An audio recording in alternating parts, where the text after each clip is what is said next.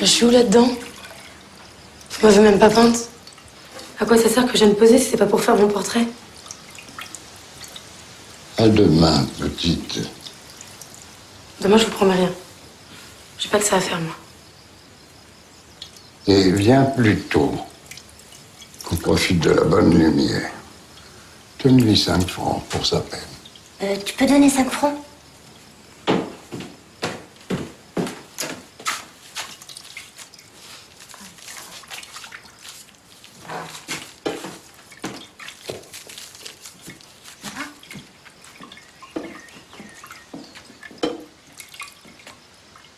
Moi, je prends 10 francs.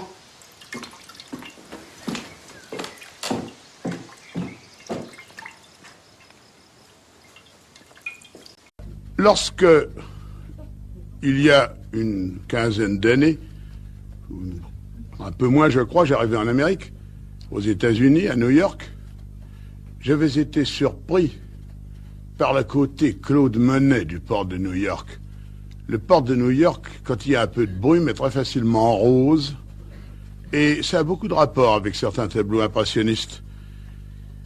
Mais je ne m'attendais pas du tout à ce que les habitants de ce paysage de Claude Monet connaissent autant mon père. Le premier individu que j'ai rencontré, c'est toujours le premier individu que l'on rencontre quand on arrive dans un pays étranger, c'était le douanier. Et au lieu de trouver un monsieur avec une casquette qui m'ouvre mes valises et qui me fiche tout en l'air, j'ai rencontré un monsieur qui, en lisant mon nom qui était écrit sur la valise, m'a dit « Dites donc, les canotiers, ce tableau qui est au musée de Washington, est-ce que votre père l'a peint entièrement en plein air, ou bien est-ce qu'il a fait beaucoup d'ateliers? Est-ce que les personnages étaient des modèles professionnels, ou bien est-ce que c'était des amis ?» Bref, il m'a posé des quantités de questions d'une précision extraordinaire, et ça m'a donné une très grande confiance. J'ai compris d'une façon mieux que jamais, puisque j'arrivais dans un pays dont je ne parlais pas la langue, que Renoir, que l'art de Renoir, et peut-être plus que l'art, mais ça j'en parlerai après, avait dépassé les frontières. Et que si les Français, si nous Français avons le droit de le revendiquer, eh bien, nous avons aussi le droit de le partager. Et croyez-moi, ce partage est très important. Femme nue 1880. Renoir, attentif à la leçon d'Ingres et de Raphaël, commence à prendre des distances par rapport à l'impressionnisme et redonne à la ligne et au contour une prééminence qu'il avait perdue. Traitée à la manière d'une esquisse, cette jeune fille assise révèle les qualités sculpturales que l'on trouve dans les meilleurs nus du peintre. Des touches juxtaposées, visibles, de couleur pure, forment une sorte d'auréole, de mandorle, autour du voluptueux nu féminin. Le doux modelé du corps semble ainsi s'extraire d'un fond imprécis, dans un contraste qu'il ne peut que plaire à Rodin. Rodin est particulièrement attaché à ce tableau qu'il peut acquérir chez Bernheim jeune en 1910, mais qu'il convoite depuis 1898. Une photographie d'époque montre que le tableau est accroché, fait rare, à l'hôtel Biron, au-dessus du secrétaire de Rodin. Le sculpteur aime à le montrer et à le commenter. Le torse de cette jeune fille, c'est de la sculpture. Quelle merveille! Ou, voyez ce nu de Renoir, voyez la qualité de cette chair. Il brille dans la nuit. Un vrai Praxitèle. Champ de bananier, 1881. À partir de janvier 1881, le marchand Paul Durand-Ruel effectue des achats réguliers à Renoir. Le peintre réalise alors les voyages qu'il n'a jamais pu faire et qui complètent son expérience artistique. Le premier de ces périples le conduit en Algérie, sur les traces de Delacroix, qu'il admire. Renoir y vit une expérience visuelle aussi intense que celle de son aîné. Séduit par les couleurs et par cette nature, d'une richesse incroyable, il réalise quelques paysages purs, qui sont assez rares dans son œuvre. Ce champ de bananier se situe dans le jardin d'essai du Hamas, créé en 1832 à Alger. La vue en contre-plongée permet d'ailleurs d'apercevoir, au-dessus des feuilles les plus hautes, les maisons d'Alger-la-Blanche situées de l'autre côté de la baie. Pour occuper cette position, Renoir a certainement peint son tableau depuis le premier étage d'un bâtiment. La luxuriance de la végétation envahit une grande partie de la toile, à la façon d'une tapisserie à thème tropical. Le foisonnement des feuilles de bananier introduit une animation tumultueuse dans la composition. Les différentes couleurs se fondent harmonieusement grâce à la touche très délicate, presque cotonneuse de Renoir. Présenté des années plus tard au Salon de la Société des peintres orientalistes de 1895, Champ de bananier y est très remarqué. La chronique des arts mentionne à cette occasion de ce paysage « superbe sous la lumière égale du soleil ». Baigneuse aux cheveux longs, 1895. Une jeune femme à la peau de nacre sort lentement de l'eau pour venir s'appuyer près d'un rocher. Le geste est d'une grande douceur et son visage innocent, entièrement tourné de profil, ferait presque d'elle un petit animal surpris en pleine forêt. C'est une sauvagesse dans la brousse parfumée, estimait le critique Mauclair. Comme d'habitude chez Renoir, point d'érotisme trop appuyé, ni de voyeurisme malsain. Sa baigneuse apparaît plutôt comme une figure riante, la porte-parole d'une humanité lumineuse, apaisée et sereine. La jeune femme est le sujet exclusif du tableau. Avec ses hanches généreuses et sa main gauche posée sur le rocher, elle occupe tout l'espace de la toile. Les éléments qui l'entourent sont rapidement esquissés et le fond, tout embué, reste indéterminé. Renoir se trouve ici dans sa période de maturité. Son goût pour le classicisme rappelle les sujets et les formes d'un peintre du XVIIIe siècle comme François Boucher. Mais la vie et la générosité qui s'échappent de ses toiles, ainsi que son goût pour les nus plantureux et sauvages, dépassent largement les règles de l'Académie. Paul Durand-Ruel, 1910. Entre 1876 et 1888, Paul Durand-Ruel demanda à Renoir de faire les portraits de ses enfants, mais il ne ressentait pas le besoin de se faire représenter lui-même. Ce n'est qu'en 1910, au moment où le succès était assuré et où Paul céda la responsabilité de ses affaires à ses fils, qu'il pria son ami Renoir de le peindre. Les lettres échangées entre l'artiste et son marchand ne mentionnent rien au sujet de ce portrait. Le tableau a vraisemblablement été exécuté pendant le séjour de Renoir à Paris entre le 15 juin et le 22 octobre 1910. Renoir s'est particulièrement attardé sur le visage du marchand. Contrairement à son habitude, il n'a pas ajouté d'accessoires ni d'éléments de décoration. Le visage est traité avec le plus grand soin et il reflète bien l'amitié qui existait entre les deux hommes après quelques 40 années d'une fidélité ininterrompue et réciproque. Blonde à la rose, 1917. Catherine Essling, de son vrai nom André-Madeleine Oechling, rousse bien en chair, fut l'un des derniers modèles du peintre Auguste Renoir et la première épouse de son fils, le réalisateur Jean Renoir. C'est pour elle que le cinéaste abandonna la céramique et débuta dans le cinéma. Il en fit l'héroïne de ses 5 premiers films muets. Elle figure dans plusieurs toiles de Auguste Renoir, magnifiquement offertes dans les baigneuses du musée d'Orsay, ou encore de dos dans le concert de Toronto.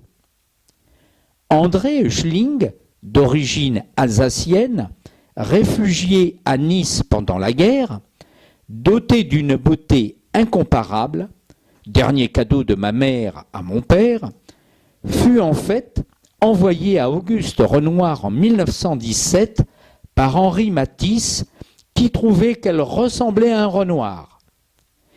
Dédé, surnom donné à l'Académie de peinture, pose pour le maître, souvent nu, de 1917 jusqu'à la mort de Renoir, le 3 décembre 1919. Jean, deuxième fils du peintre, tombe amoureux de la jeune fille qu'il épouse le 24 janvier 1920. Autoportrait de 1910. En 1910, alors âgé de 69 ans, Renoir exécute son ultime autoportrait. Il se représente à mi-corps, tourné de profil vers la gauche, comme une traduction picturale d'un médaillon sculpté. Sans complaisance, il ne dissimule pas les signes de l'âge et les atteintes de la maladie et nous montre un homme vieux. Le visage aux traits marqués et creusés, la barbe broussailleuse, mais le regard a conservé sa vivacité. L'élégance vestimentaire des autoportraits antérieurs, avec lavalière, chapeau ou feutre mou fait place, dans ce dernier portrait de l'artiste, a des habits plus simples, une vareuse et un modeste chapeau de jardinier en toile de coton. Au bord de la mer, 1883. Renoir a fait un voyage en Italie en 1881-1882 et a été profondément influencé par l'art de la Renaissance. Après ce voyage, il a commencé à explorer une nouvelle manière de peindre, différente de l'impressionnisme. Il a commencé à mettre l'accent sur les contours et la modélisation, abandonnant le principe selon lequel les scènes doivent être peintes à l'extérieur pour capturer la lumière et l'atmosphère. À la fin de l'été 1883, Renoir a passé environ 1 mois à Saint-Pierre-Port, la capitale de Guernesey, et admiré les rochers, les falaises et la vue imprenable sur la baie du Moulin-Huette à Saint-Martin. Il a commencé à peindre 15 tableaux au cours de son séjour, dont la plupart ont été achevés plus tard dans son atelier parisien. Cependant, le tableau aurait été peint dans l'atelier de l'artiste. La plage représentée ici n'est probablement pas dans les îles anglo-normandes, mais près de Dieppe, sur la côte normande. Le modèle était Aline Charigot, sa petite amie d'alors, qu'il épousa en 1890. Lise Tréhaut-Couzan, 1866. Lise Tréhaut commença à poser pour Auguste Renoir quand elle avait 18 ans et lui 20 ans. Parmi les peintures réalisées à cette époque, on trouve Lise avec un chapeau de paille 1866 et Lise cousant 1867-1868. Renoir peint en 1867 un nu de Lise Tréhaut, le tableau Diane 1867, mais il ne fut pas exposé au Salon en 1867. L'année suivante, Renoir reçut les éloges de la critique pour Lise, ou Lise à l'ombrelle, 1867, acceptée au Salon de 1868. Écrivant sur cette peinture, le critique d'art Zachary Astruc décrit Lise Tréhaut comme une agréable Parisienne dans les bois et comme une fille de la classe ouvrière. L'écrivain Émile Zola la compara à Camille Doncieux, modèle et épouse de Claude Monet. L'enfant au chat, 1887. Julie Manet, ou l'enfant au chat, est une huile sur toile peinte par Pierre-Auguste Renoir qui appartenait au mouvement impressionniste. Il s'agit d'une commande passée auprès de leur ami Renoir par les parents de la jeune Julie Manet, qui n'étaient autres que les peintres Eugène Manet et Berthe Morisot. Les artistes impressionnistes et réalistes européens de la fin du XIXe siècle appréciaient particulièrement les chats, à la fois comme sujet d'étude en peinture et comme compagnons au quotidien. Ces animaux symbolisaient en effet pour eux l'indépendance, qu'ils étaient nombreux à rechercher et valoriser. Cette toile fut peinte lorsque Julie Manet avait 9 ans.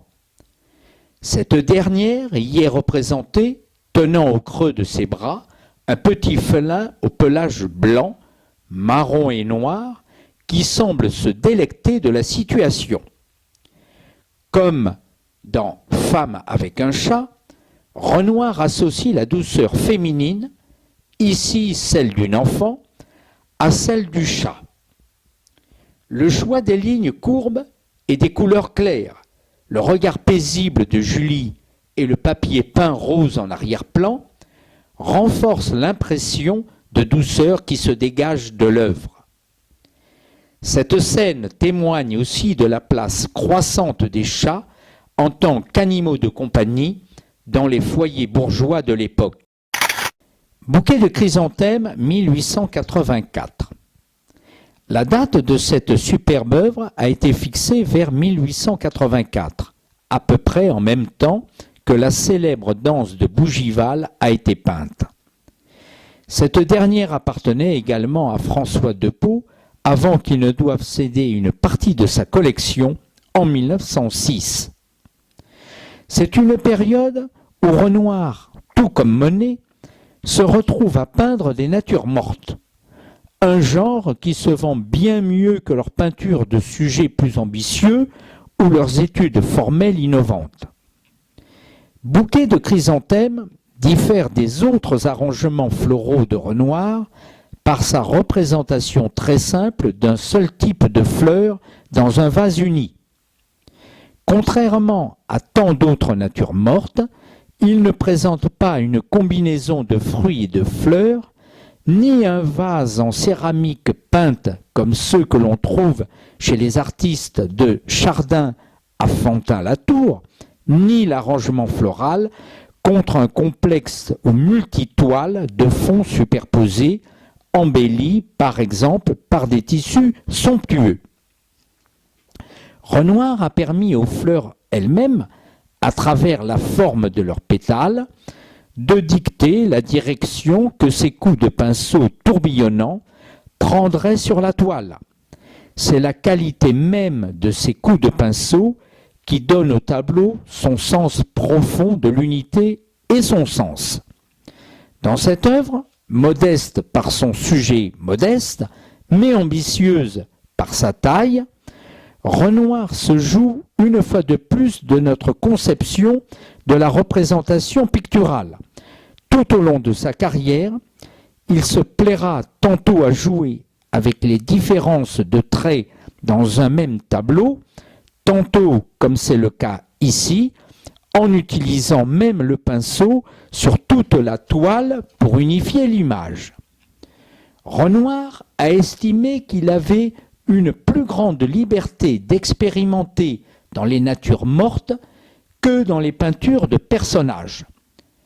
Quand je peins des fleurs, je me sens libre d'essayer des tons et des valeurs, et je me soucie moins de détruire la toile, a-t-il déclaré à l'écrivain Georges Rivière.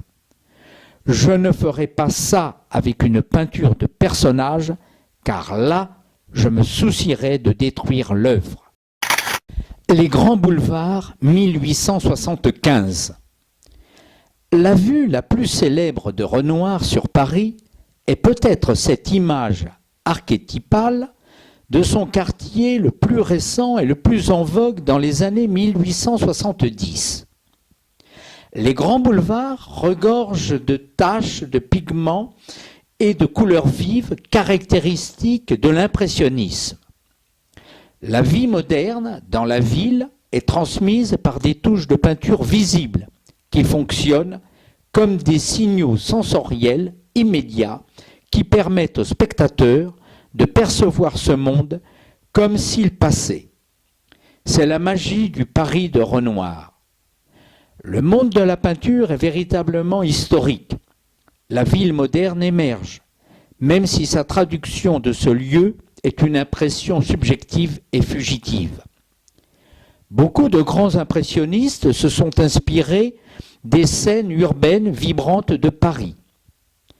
Dans les années 1850 et 1860, Paris est transformé en métropole moderne par l'urbaniste Georges Eugène Haussmann.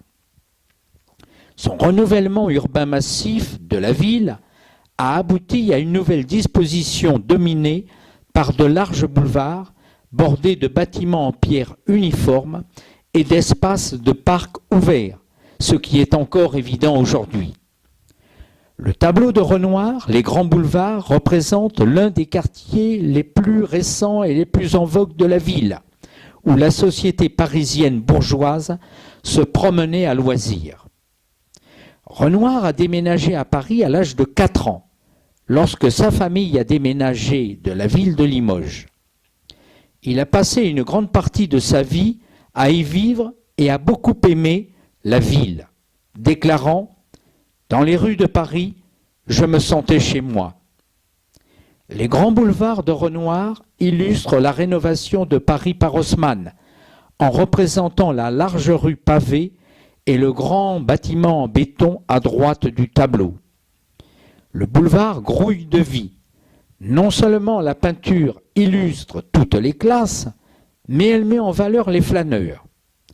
L'emphase de Renoir s'éloigne de la figure humaine et vers l'effet de l'éclairage sur l'image.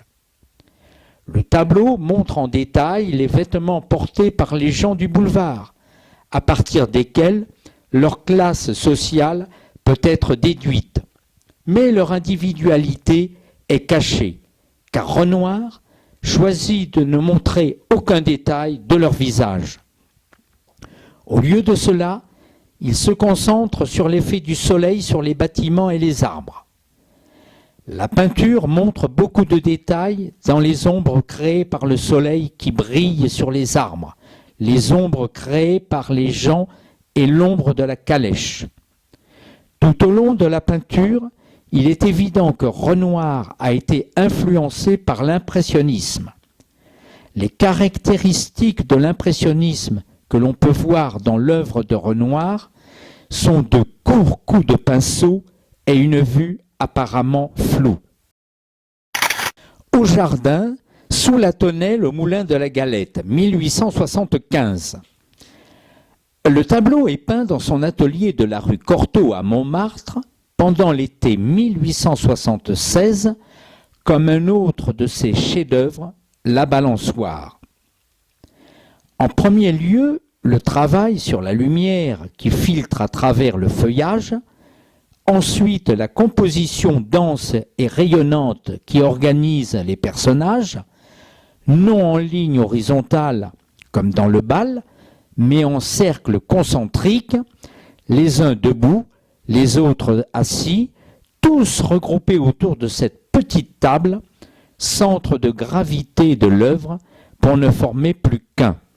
La palette chromatique large et profonde, structurée autour du jaune orangé, comme un soleil irradiant ses chaudes vibrations, et enfin, loin des grandes conventions de la peinture académique, le fait de peindre le personnage au premier plan, une jeune femme à la robe blanche rayée, de 3/4 dos, ce qui accentue la dimension naturelle et spontanée de l'œuvre, comme un cliché de photographe pris sur le vif.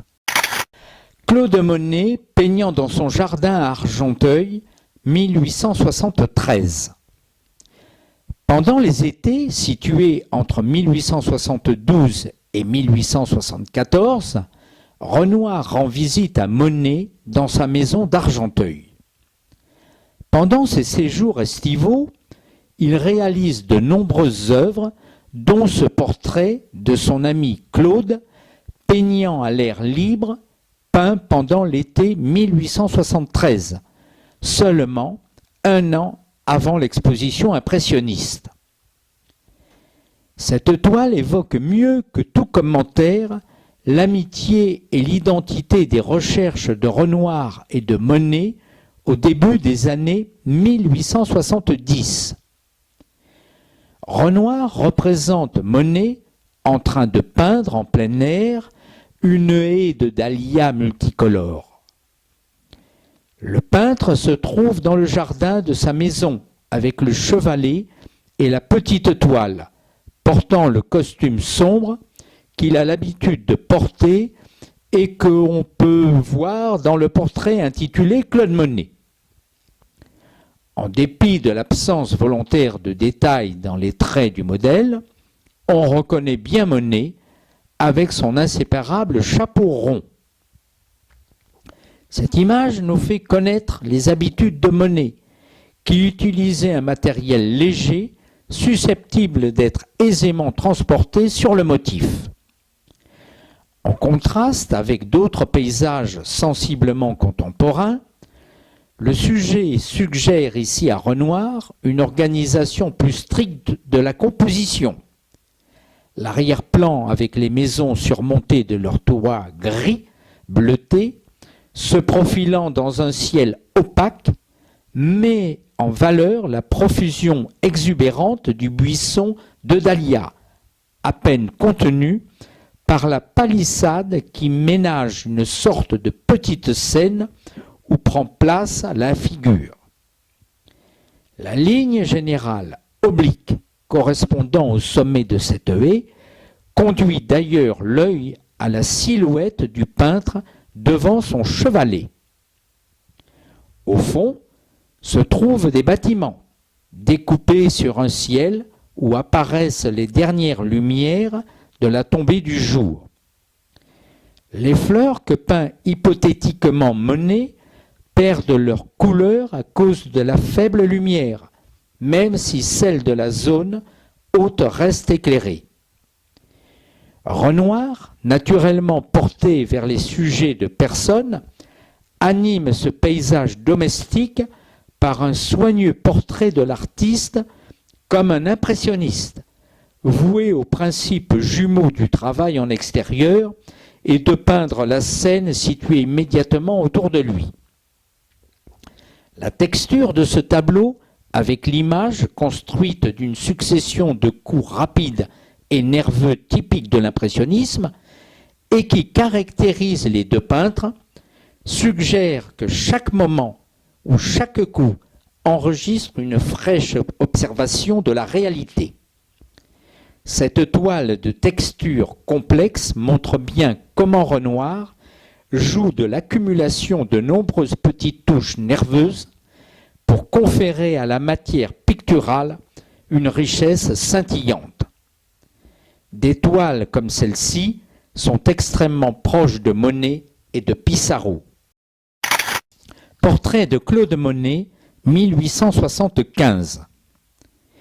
Au XIXe siècle, les peintres réalisent souvent des portraits de leurs semblables, surtout lorsqu'ils sont amis. C'est le cas ici, dans ce portrait de Claude Monet, peint par Renoir. Les deux hommes se fréquentent d'abord à l'école des Beaux-Arts, puis voyagent ensemble lors de courts séjours à la campagne, où ils perfectionnent leur technique impressionniste. Dans ce tableau, Renoir n'essayait pas de présenter une image idéale de Monet en tant que peintre. Au contraire, il propose une image aussi personnelle que réaliste. Tenant sa palette et ses pinceaux, vêtu de ses vêtements de peinture et dans une pose très détendue, Monet arrête ce qu'il est en train de faire et regarde vers son ami. Sa silhouette se détache à contre-jour de la fenêtre d'une pièce sans meubles. La lumière se concentre sur le visage du peintre, créant une luminosité au sommet de la masse sombre des vêtements. Un arbre aux longues feuilles étroites, clairement un laurier rose, envahit l'espace, s'immisçant dans la zone au-dessus de la tête de Monet. Peut-être Renoir couronne-t-il avec humour son modèle de laurier. Cette intention amicale pourrait aussi expliquer le petit chapeau rond qui est autant une auréole qu'un couvre-chef. L'effet vif et dynamique de cette toile est renforcé par la variété des tons différents.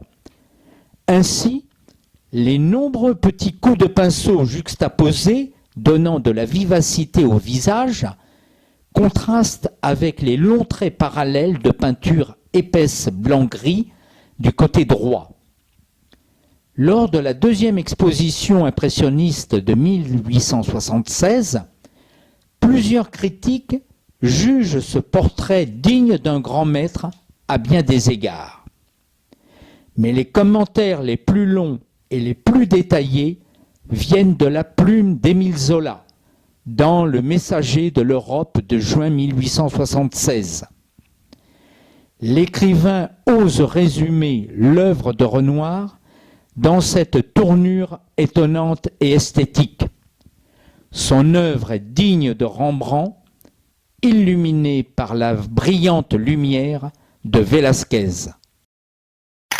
Rêverie ou portrait de Jeanne Samary, 1877. La rêverie ou portrait de Jeanne Samary représente la jeune actrice de la comédie française en buste aussi célèbre en son temps que Sarah Bernard. Le teint fait d'une pâte de rose et les lèvres d'un rouge sanglant, le regard doux et pêcheur, se tenant le menton de la main gauche. Elle est vêtue d'une robe décolletée de couleur verte et bleue avec des fleurs au corsage.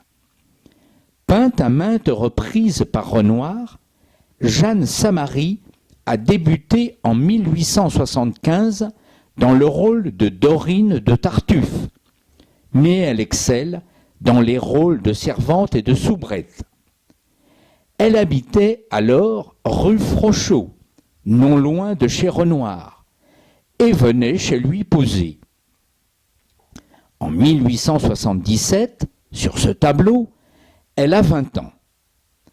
Elle épouse le fils d'un agent de change dont les parents n'apparaissent pas à la cérémonie, puis meurt à 33 ans d'une fièvre typhoïde.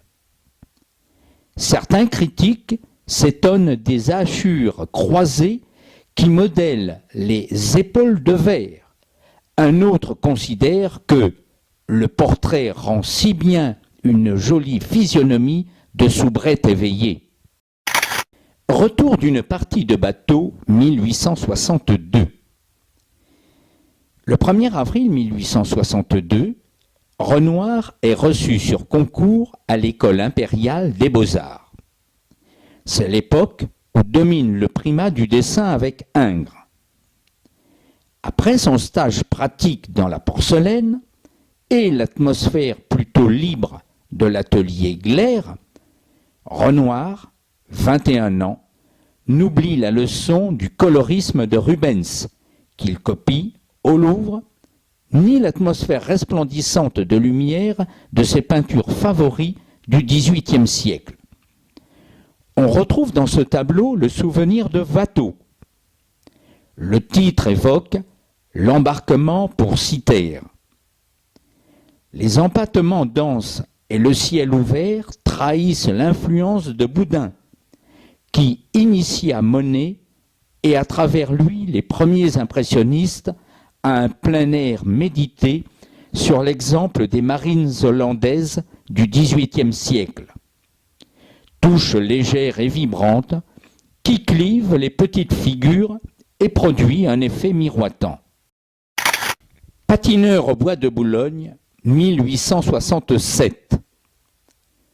Renoir, je n'ai jamais supporté le froid, aussi tout mon bagage, des faits divers, se borne-t-il à cette toile. Et d'ailleurs, même si on supporte le froid, pourquoi peindre la neige, cette maladie de la nature? D'autres peintres du groupe impressionniste, Monet en tête, avaient de l'intérêt pour ce genre de motif. Ces silhouettes de contemporains joyeusement animés rappellent certaines scènes de plage de Monet, et par analogie, l'art de Boudin et John Kind. Choix d'un point de vue légèrement en surplomb. Dominante grise et brune, mais quelques notations de couleurs vives s'imposent à l'œil. Organisation de l'espace lisible grâce à la réduction progressive de l'échelle des personnages. Transcription alerte d'une scène observée avec amusement. Dans le Guide de Paris, rédigé à l'occasion de l'exposition universelle de 1867, il est écrit « En hiver, et grâce au bois de Boulogne, on a des paysages de Sibérie. Le givre change en arabesque d'argent le branchage délicat des bouleaux et la neige couvre d'un voile blanc le sombre feuillage des sapins. » Claude Monet lisant, 1872. Monet et Renoir s'étaient liés chez Glaire. Leur amitié et estime réciproque dura autant que leur vie. Portrait calme d'un ami fixé dans une attitude familière. La touche est très apparente. Les couleurs sont intenses.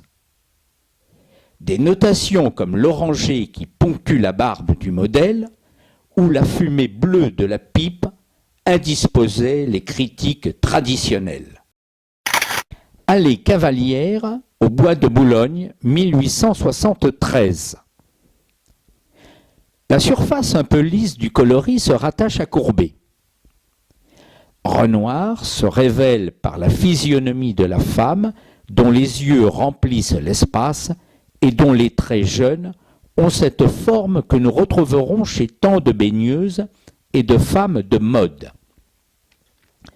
La cavalière est Madame d'Arras, femme du capitaine de Renoir. Le tableau a été refusé au salon de 1873.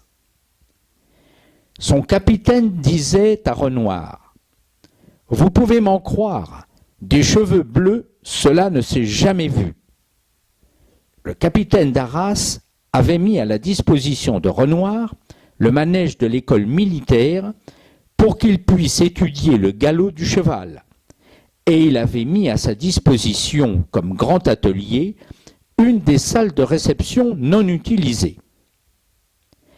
La femme de Darras, fille d'un fabricant de plâtre de la banlieue de Dijon, ne fréquentait pas le beau monde au début de la Troisième République. Le jeune qui l'accompagne est Joseph Lecoeur, fils de l'architecte Charles Lecoeur.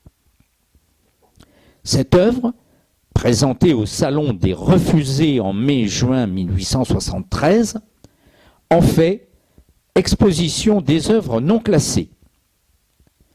Renoir veut être reconnu comme peintre de figures. Remarque de certains critiques de l'époque, Renoir traduit la béatitude de se sentir emporté, la fine carnation de l'Amazone qui fleurit tendrement sous son léger voile bleu. Les cheveux sont un mouvement étonnant, l'Amazone pleine de grâce, le fond est ravissant. D'autres soulignent que Renoir s'écarte de l'impressionnisme avec cette œuvre académique, réaliste et prétentieuse. Renoir prend pour sujet la vie mondaine des privilégiés et joue sur la mode et sur un certain snobisme.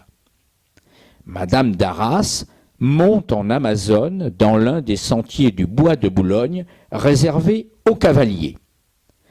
Traces de sabots visibles sous les pas du cheval. Entre 1825 et 1858, l'ancienne forêt royale fut transformée par la plantation de 400 000 arbres, la création de 2 lacs artificiels, l'aménagement de pistes de course à Longchamp et d'un parc au Pré-Catelan. Dans les années 1860, le bois était le principal jardin d'agrément de Paris. La promenade matinale au bois était une des activités préférées de l'aristocratie. La bonne société se rend au bois seulement le matin. Les modèles jouent le rôle de personnes fictives. Le supérieur de Darras soulignait qu'il ne pouvait se payer un cheval à la mesure de ses talents équestres. Quand Renoir entreprend ce tableau, Zola publie La Curée qui fait du bois un lieu d'intrigue et de marivaudage. Mais la toile de Renoir ne contient pas la moindre allusion au jeu de séduction. Cabaret de la mère Anthonie, 1866.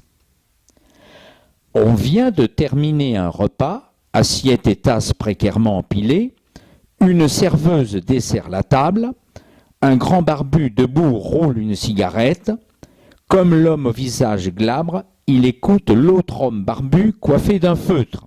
Sur le mur des caricatures, la poutre en bas à droite laisse deviner le plafond bas et le caractère rustique du lieu.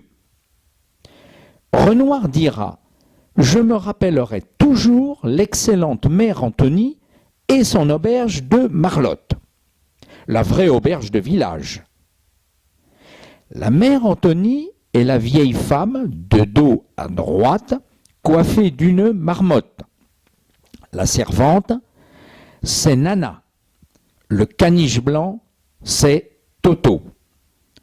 L'homme qui roule une cigarette est le riche architecte de 34 ans, devenu peintre, Jules Lecoeur, qui, en avril 1865, avait acheté une maison et un atelier à Marlotte, village de 500 habitants, au sud de la forêt de Fontainebleau.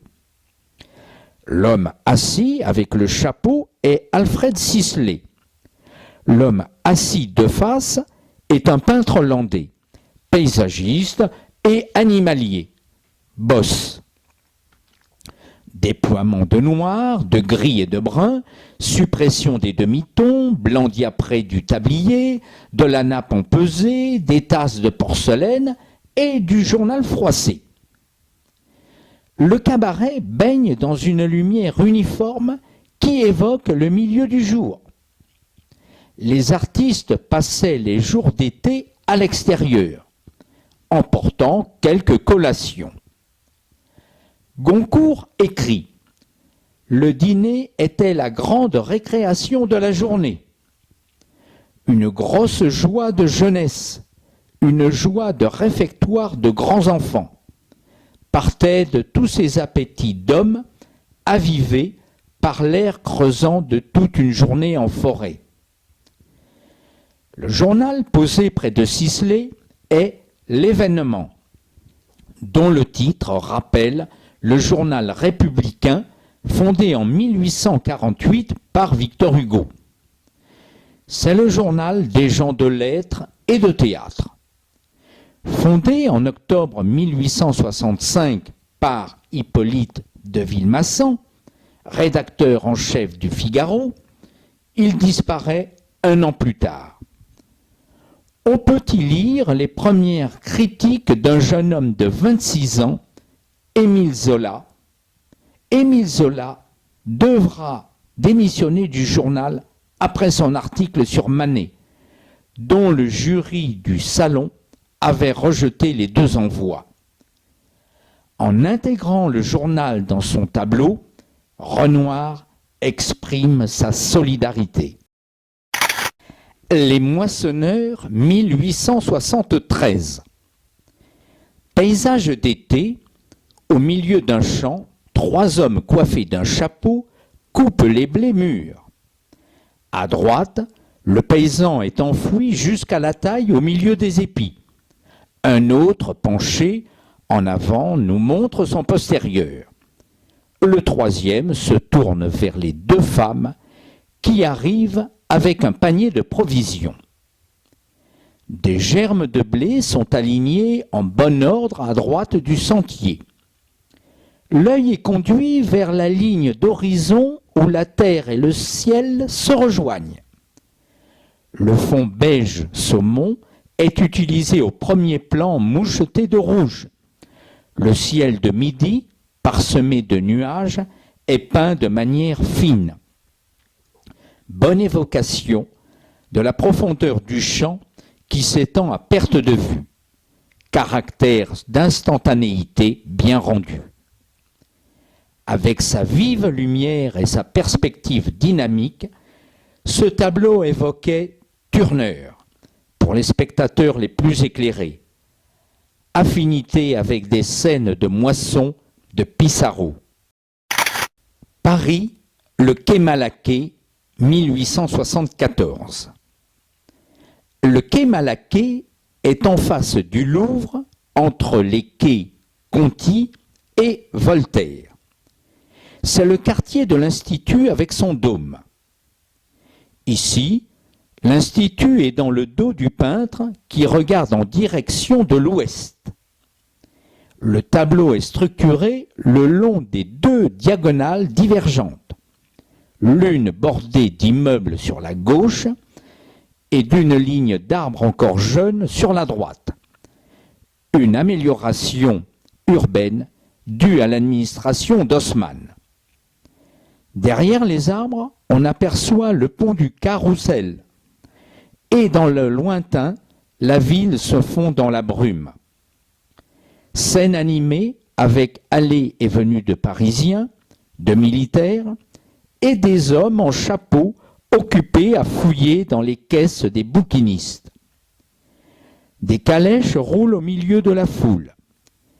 Sont ici réunis tous les aspects de la vie parisienne qu'aimait Renoir. Fleuve, beaux bâtiments anciens, arbres verts et animation des rues. Style rapide, plein d'improvisation, proche d'une esquisse, avec des taches de couleurs qui évoquent des formes, selon une économie de moyens visant à un effet instantané. La liseuse, 1874. Renoir, travaillant sur une toile, aperçut son modèle au repos dans un coin ensoleillé de l'atelier, et, saisi par l'éclat du visage en lumière réfléchie, s'empara d'une autre toile. Elle avait une peau qui prend la lumière. La lumière, renvoyée par le livre, rend les ombres du visage transparentes. Variété de teintes fraîches, la tête rayonne comme éclairée de l'intérieur. L'aisance naturelle de la pose rappelle la meilleure peinture du XVIIIe siècle. Des touches rapides font flamboyer l'or de la chevelure qui se répète sur le livre. Le thème majeur de l'œuvre est celui de l'insouciance. La sortie du conservatoire 1876.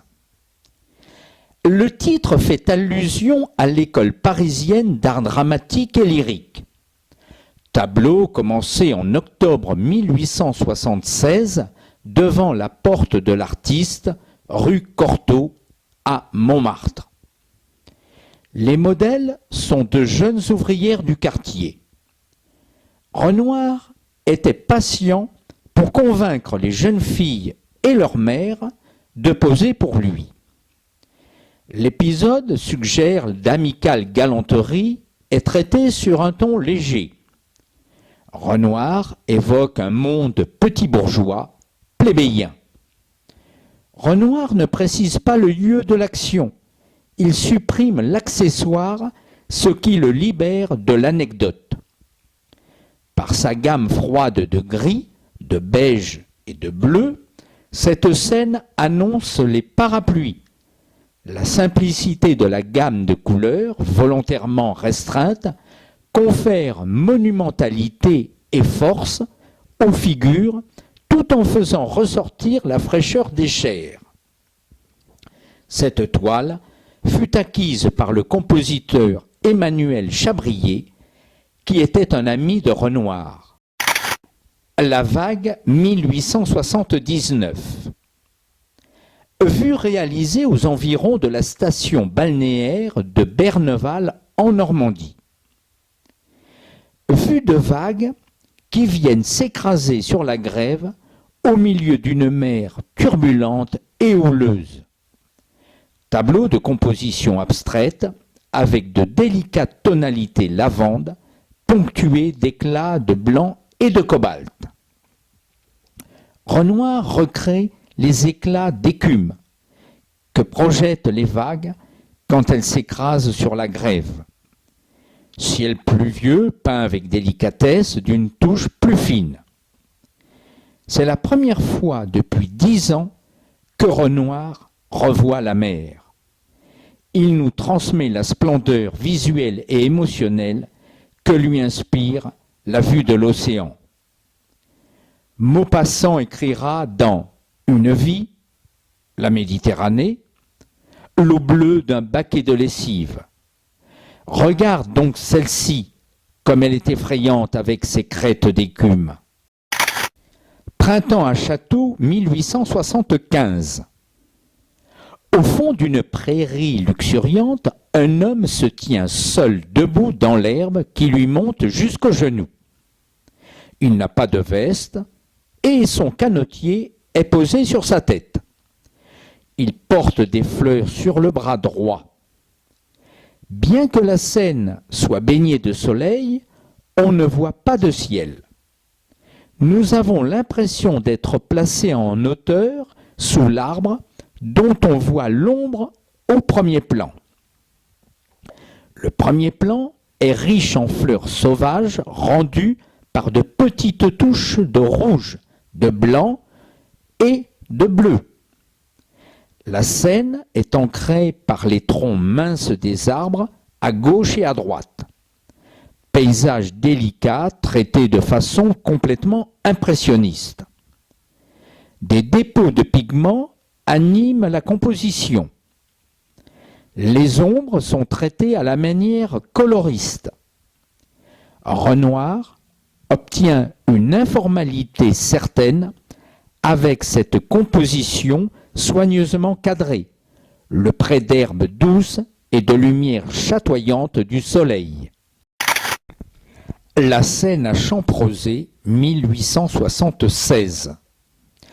Tableau réalisé par Renoir alors qu'il séjournait à Champrosé, invité par Alphonse Daudet pour faire le portrait de sa femme.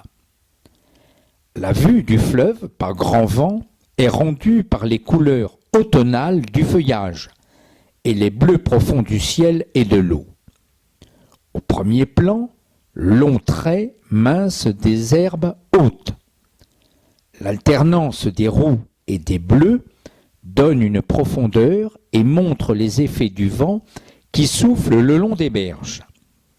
Le milieu du fleuve est figuré par des traits sans grand relief qui reflètent les couleurs du ciel et donnent une impression de calme.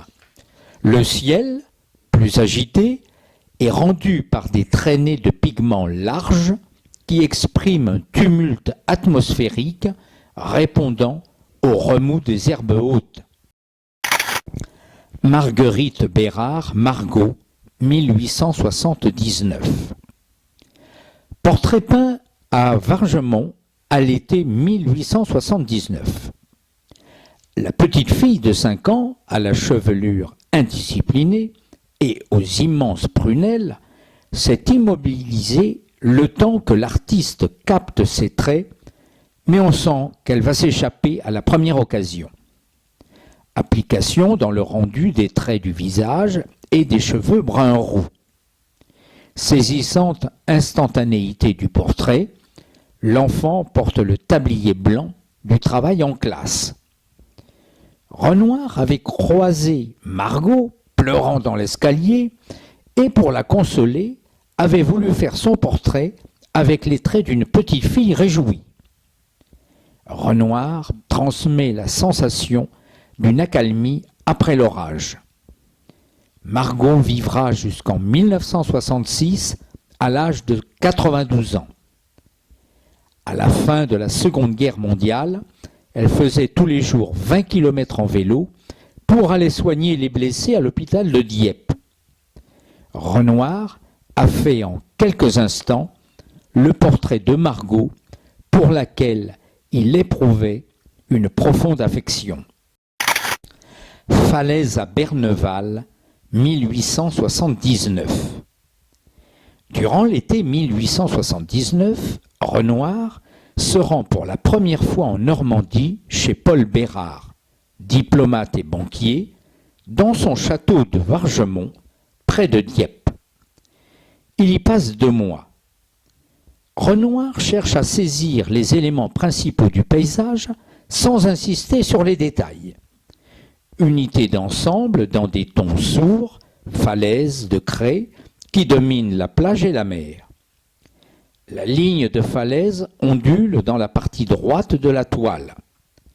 Les fioritures de cette ligne graphique contrastent avec l'étendue vaste et calme de la mer et du ciel.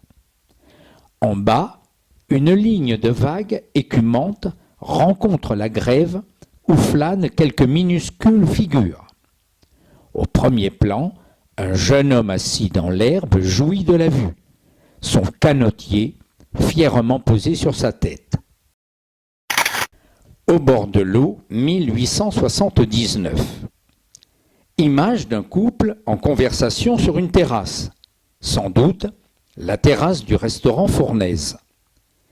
Renoir nous fait regarder un monde brillamment éclairé à partir d'un porche couvert qui protège le spectateur du soleil. Un fort contraste entre l'ombre et la lumière sépare l'espace intime du monde extérieur. Effet obtenu par le déploiement de tonalités distinctes et par l'ajout au sommet de la toile d'une ligne horizontale sombre qui bloque la vue du ciel et du monde extérieur. Personnage rendu par un pigment épais, brisé en petits coups de pinceau. Vue kaléidoscopique du monde dans laquelle tout semble simplifié en éléments chromatiques. Le monde naturel semble décrit comme une sensation à la fois optique et physique. Les canotiers à Château, 1879. Renoir est revenu à l'un de ses coins favoris, sur les bords de la Seine, pour y explorer à nouveau les beautés de l'eau miroitante. Il suggère par sa touche la sensation de l'herbe, de l'eau et du ciel, plein de nuages et de vent. La présence des 4 personnages esquissés en bas à gauche rappelle que Renoir aime inclure ses amis dans ses toiles. Le groupe a aussi pour fonction d'immobiliser la diagonale du bateau qui contrebalance la fuite du fleuve et de ses rives vers le lointain en haut à gauche. Les verticales des figures servent de repère aux éléments horizontaux des bateaux. Les rives délimitent et amplifient le flot des eaux larges et miroitantes. Rôle important des rouges dans la conciliation de l'espace et de la surface. La gamme des rouges va de l'écarlate au rose pâle. Renoir nous présente un monde au cœur léger qu'embrase une chatoyante lumière d'été. Le jardin d'essai à Alger, 1881. Vue traditionnelle d'une allée de palmiers de hauteurs différentes avec des personnages se promenant dans le lointain.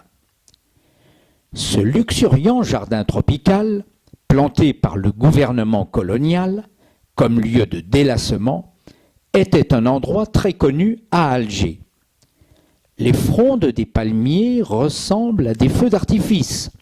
Ce sont des gerbes de couleurs jaillissantes d'un même centre, des verts et des bruns contre un capiteux ciel bleu. Sol rendu en touches de tons bleus et violets. Renoir a traîné son pinceau chargé de couleurs sur la toile pour produire des touches allongées. La complexité de la structure des frondes des palmiers nous donne l'impression de nous trouver au cœur de cette allée. La place Saint-Marc, 1881. Sachant que de tels tableaux se vendraient bien, Renoir s'est appliqué à peindre les sites les plus familiers de Venise. Le campanile à droite n'est que sommairement mentionné. La place est remplie de pigeons et de flâneurs sur la gauche, chacun étant représenté par une petite touche de peinture. Renoir concentre son attention sur la basilique, les niches profondes des portails, les arcades et les colonnes qui créent un effet de recul dans l'espace, les dômes et les coupoles prédominent, façades mouchetées de rouge et de bleu. En 1881, Renoir se passionnait pour la réflexion sur les questions d'architecture, particulièrement pour la comparaison de l'architecture moderne mécanique avec les œuvres anciennes, médiévales, dotées de beaucoup plus de caractère. En 1880, Saint-Marc était couverte d'échafaudage, car il avait été décidé de restaurer la façade ouest. Ruskin déclencha une controverse internationale qui aboutit à l'annulation de la restauration. Quand Renoir arriva à Venise, les échafaudages avaient disparu. C'était la preuve que le militantisme architectural pouvait produire des résultats. Renoir, 4 ans plus tôt, avait milité pour sauver Paris des dangers de la modernisation. La place Saint-Marc est une esquisse qui exprime le caractère de la basilique. Renoir défendait le principe de l'irrégularité dans la régularité. Il écrivit à propos de la basilique, régulier dans son ensemble, pas un détail pareil. À Saint-Marc, et dès l'entrée, on sent qu'on est dans un vrai temple. Cet air doux est tamisé et ces magnifiques mosaïques. Impossible de soupçonner lorsqu'on n'est pas entré dans Saint-Marc. Combien c'est beau, les piliers lourds, les colonnes sans moulure. Avec ses coupoles gonflées comme des bulles, la basilique semble vouloir s'élever dans les airs telle une apparition. L'horizon très haut permet au dallage mouillé de la place de refléter les tons du ciel et de l'architecture. La touche de Renoir retrouve ici toute sa fluidité impressionniste. Venise, le Palais des Doges, 1881. Le principal objet du voyage en Italie de 1881-1882 était d'étudier les œuvres des maîtres anciens et en particulier de Raphaël, car Renoir était insatisfait du manque de formalisme et de la qualité du dessin de ses tableaux. Il fit étape à Venise, fin octobre, début novembre 1881. Il peint des sites maintes fois représentés, mais personne avant lui n'avait peint le palais des Doges depuis San Giorgio. La forme des bâtiments est suggérée par des touches de couleur plus que par des contours linéaires. Les façades éclairées par le soleil sont définies par des nuances crème, jaune et orange. Ces couleurs sont reflétées dans l'eau avec des touches de vert. Les tons sombres des façades à l'ombre aident à structurer la composition. Les reflets dans l'eau ne sont indiqués que de façon approximative. Le reflet du campanile est plus large que la tour, mais les arcades du palais des Doges sont peintes avec minutie. Le Grand Canal Venise, 1881. Durand-Ruel a pu rappeler à Renoir qu'un paysage vénitien se vendrait bien. Les grands maîtres de la Veduta peignaient chaque bâtiment avec précision afin que les spectateurs puissent les identifier. Renoir est plus intéressé par l'effet général du soleil chatoyant sur l'eau et se réfléchissant sur les façades de pierre richement texturées. Ciel bleuté teinté de nuages fuyants, au bleu moucheté de reflets scintillants. C'est la vue du canal depuis le palais Foscari jusqu'au Rialto. Scène animée par des gondoles à coque noire et par les pieux d'amarrage rayés qui sortent de l'eau. Renoir n'utilise pas de peinture noire pour les gondoles, mais des violets et des bleus profonds qui évoquent le jeu de la lumière réfléchie à la surface de l'eau. Marie-Thérèse Durand-Ruel, Cousan, 1882. Renoir a peint le portrait des enfants de Paul Durand-Ruel. Par le retour à la hiérarchie des plans, où le personnage central occupe toujours une place prépondérante, par ses couleurs vives, par la concentration avec laquelle il représente ses modèles. Renoir cherche à fusionner une vision impressionniste avec la structure et la solidité qu'il perçoit dans l'art du passé. Cette évolution dans son style n'enchante pas Durand-Ruel, avec qui il s'est un peu fâché en février 1882, car il ne voulait pas que ses tableaux soient exposés avec ceux de Pissarro et de Gauguin. Pour Durand-Ruel, commander à Renoir les portraits de sa famille symbolise les solides valeurs bourgeoises qui l'animent, la fierté qu'il tire de sa famille et sa prospérité sans ostentation. Durand-Ruel est un père de famille respectable, fervent catholique et ardent sympathisant monarchiste. Durand-Ruel a épousé Eva le 4 janvier 1862. Elle lui donnera 5 enfants et mourut à 30 ans le 27 novembre 1871, alors qu'elle est enceinte de son 6e enfant. Marie-Thérèse, qui n'a pas tout à fait 14 ans, est absorbée dans sa broderie, ses yeux noirs fixés sur le linge blanc dont elle décore la bordure, ses lèvres entr'ouvertes dans un effort de concentration. Ses longs cheveux tombent en tresse sur son épaule et aux touches de brun, de noir et de rouge, on pourrait croire que sa robe bleue est garnie d'un col de fourrure.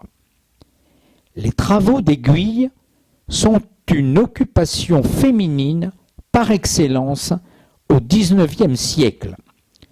Freud estimait que les jeunes femmes qui brodent étaient sujettes à état hypnoïde provoqué par une rêverie constante.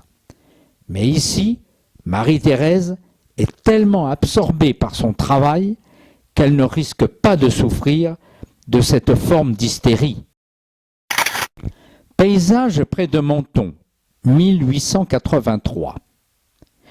En décembre 1883, Renoir et Monet firent un voyage sur la côte de la Méditerranée entre Marseille et Gênes. Renoir écrivit « Que de jolis paysages avec des horizons éloignés et des couleurs les plus belles ». Composition ordonnée assez conventionnelle. Les arbres fournissent des axes structuraux, vigoureux, et créent une progression sans heurts dans l'espace. Factures variées, petites taches ou touches largement peintes qui animent toute la surface en créant un mouvement onduleux qui parcourt l'herbe, les troncs et les feuillages. Une série d'oranges et de rouges court à travers la toile, depuis les troncs du premier plan jusqu'au littoral lointain. Les bleus de la mer et du ciel sont repris dans les ombres du premier plan. Les jaunes et les verts captent les effets des herbes et des feuillages sous le soleil méditerranéen. Paysages d'arbres tortueux et de taillis battus par les vents. Ailleurs, la nature a pu être forcée de reculer face aux ravages induits par les transports modernes et le développement urbain. Mais sur ce tableau, le monde a gardé sa pureté et ce paysage n'a été créé que pour le plaisir des yeux. Scène de jardin en Bretagne 1886. En août et septembre 1886, Renoir loue une maison à la Chapelle Saint-Briac en Bretagne.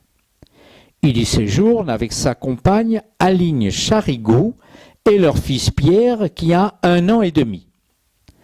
Aline, assise sur un banc dans le jardin ensoleillé de la maison bretonne, s'occupe à des travaux d'aiguille. Pierre, lui, pose la main sur le genou pour maintenir son équilibre. Le tableau glorifie la fécondité de la nature. Le jardin regorge de fleurs écloses et d'arbres dont les branches ploient sous le lourd feuillage. Renoir a dessiné séparément chaque feuille. Ces détails semblent former une fine mosaïque. Renoir. Les moindres détails ont été préalablement dessinés à la plume, tant je cherchais à être précis par haine de l'impressionnisme. Depuis 1880, il cherche à surmonter l'aspect inconsistant ou informe que l'on reproche à la peinture impressionniste. Les contours nettement perceptibles servent à déterminer la structure de la composition qui gouverne la répartition des couleurs. La verticale bien marquée du tronc d'arbre à droite et l'arête horizontale du toit divisent nettement le plan du tableau. Les parterres de fleurs délimitent l'espace où évoluent les personnages. Ce tableau reflète l'attirance de Renoir pour les fresques romaines et renaissantes examinées en Italie. La famille de l'artiste, 1896. En septembre 1890, Renoir emménage à Montmartre, rue Girardon, dans un des édifices rassemblés dans un îlot pittoresque du XVIIIe siècle. Il y a un jardin envahi de fleurs. Jean écrira « Ce petit paradis de lilas et de roses semblait le bout du monde ». Au printemps 1896, il fait poser sa famille, sa gouvernante et une jeune voisine dans le jardin. À gauche, Pierre, 11 ans, s'appuie sur le bras de sa mère, bien en chair. Le petit Jean est tendrement soutenu par Gabrielle, la gouvernante. La jeune voisine, la fille de l'écrivain Paul Alexis, joue les coquettes, car Pierre la dévore du regard. Les formes amples des 5 personnages, en grande toilette, revêtent une importance quasi sculpturale sur le fond pastel un peu flou du jardin. Des masses de feuillage floconneux répondent aux rondeurs majestueuses des personnages. Les plis anguleux des chapeaux extravagants d'Aline et Jean contrastent avec les courbes moelleuses. Renoir maîtrise les monochromes des vêtements unis bleu, rouge ou blanc. Le petit Jean est offert à l'admiration du spectateur d'une manière qui rappelle les Ménines de Velázquez. Portrait de groupe peint dans un très grand format qui évoque celui utilisé par les aristocrates pour glorifier leur lignée et exalter leur puissance. En 1896, 55 ans, Renoir connaissait la réussite financière et jouissait d'une renommée grandissante. Il avait des domestiques et Aline portait des vêtements de luxe. Les gens bien s'habillaient de tons neutres, mais Renoir aimait par réaction proclamer son mauvais goût. Aline a l'air déguisée avec son chapeau voyant semblable à ceux des habitués des cafés de Montmartre. La sollicitude que Gabriel prodigue au petit Jean traduit un amour sincère. Jean dira « On m'aurait bien étonné si l'on m'avait dit que ces belles filles ne faisaient pas partie de la famille. » Renoir nous présente sa famille comme des membres de la nouvelle noblesse de l'esprit, où les artistes se situent pour mieux s'opposer à la bonne société. Il célèbre la liberté durement gagnée de s'affranchir du poids des conventions bourgeoises.